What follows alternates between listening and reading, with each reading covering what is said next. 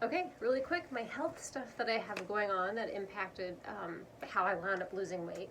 Not really anything serious like diabetes, but I have three main things. Ehlers-Danlos syndrome, which I don't have an official diagnosis on because it requires an actual DNA test to diagnose, but I do have my vein doctor works with it a lot with lipedema, and he knows definitely the signs and symptoms, and I've got them. Ehlers-Danlos, EDS, can be very scary. It can actually affect your heart in a way that can cause pretty catastrophic things. But it can also be on the spectrum in the end where it really is more of a joint issue. I'm a little bit closer more to that joint issue end of things. Basically, Ehlers-Danlos syndrome for me. I have just very stretchy, loose skin, very stretchy joints, and just kind of leak. It's a collagen thing. I have leaky lymphatics. Anything that involves collagen in my body, basically, that's just kind of stretchier, looser, leakier, just causes some problems. But thankfully not so much with my vasculature, in that my heart is okay. I'm not at imminent risk of like an aneurysm or anything. But it does have some issues. I have joints that are a little shaky. My elbows pop out of socket. My hips try to pop out of socket. I'm prone to hernias just because of the lining of things just aren't that great. My lymphatics leak, things like that. I have lymphedema, which is my lymphatics they leak. They don't work that great. They don't pump out of my legs very well just because of gravity. I have to do a lot of self-care. I wear compression in my legs. I walk a lot to take care of keeping the lymphatics pumping out of my legs as best they can. But if I do not wear my medical grade compression, I will regret it. I went one day recently where I did not, because I wanted to wear flip-flops because it was hot out and my outfit was comfortable and my legs swelled a lot. My body just cannot. It needs the help. And that, if you knew me before I lost weight, you know how swollen my lower legs were. They were awful. So taking care of myself and health management for my lymphatic issues was a big part of this. And then also lipedema, or lipedema, as it is called in Europe, is a fat disorder. And basically they don't understand it completely, but they're learning. So anything I say now may change in the near future. It's estrogen related somehow. It's mostly something women have. A very small percentage of men can have it, but those are men that have more estrogen. It affects about 11% of women, but basically, it also has a strong correlation with lymphatic issues. Not 100% sure. It's kind of a chicken egg thing, whether the lymphatic issues feed into the lipedema or the lipedema makes the lymphatic issues worse. They're not really 100% sure which way that goes. But basically, the fat cells, they're just not right. Not all of them. It's not all the fat cells. It's in specific areas. Tends to be of the body.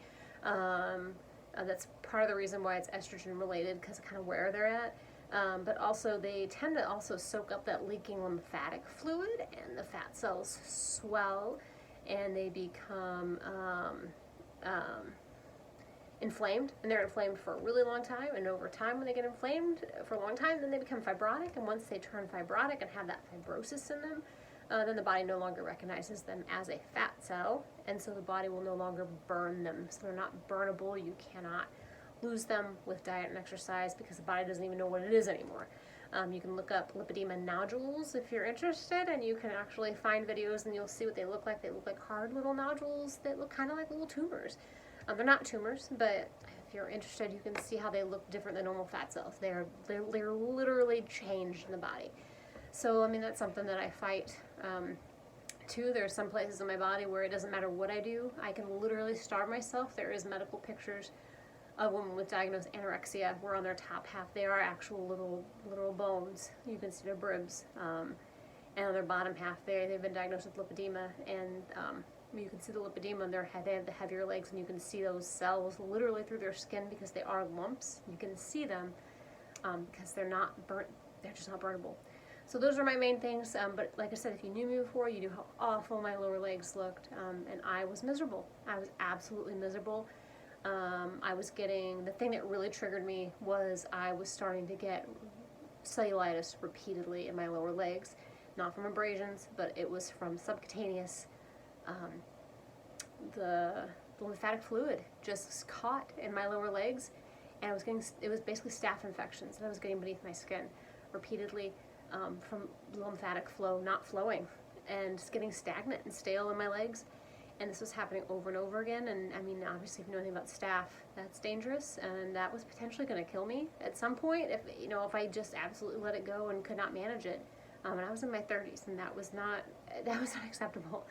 So that really was the catalyst of going to the doctor, finding out what was causing the cellulitis, how to manage the cellulitis so I didn't have it, getting in for lymphatic massage, figuring out that I had lipedema too, and getting that diagnosis, and doing the things I needed to do for lymphatic massage, and getting the pump that I had for my legs, the pneumatic pump that actually pushes the lymphatic fluid up out of my legs into my core for my body to process it, that I had to do every day. And I did a vibration plate to help move lymphatics, and I did all of these things, and just got to the point where I was like, I was becoming more aware of my health, and I needed to do more than that. I needed to be more active and more aware of my health, and more about nutrition, and I needed to do more. So that was kind of the catalyst that really got me to the point of, besides being uncomfortable and the way my life was limited by my weight and things like that, that was really what got me where I was at and started on my journey.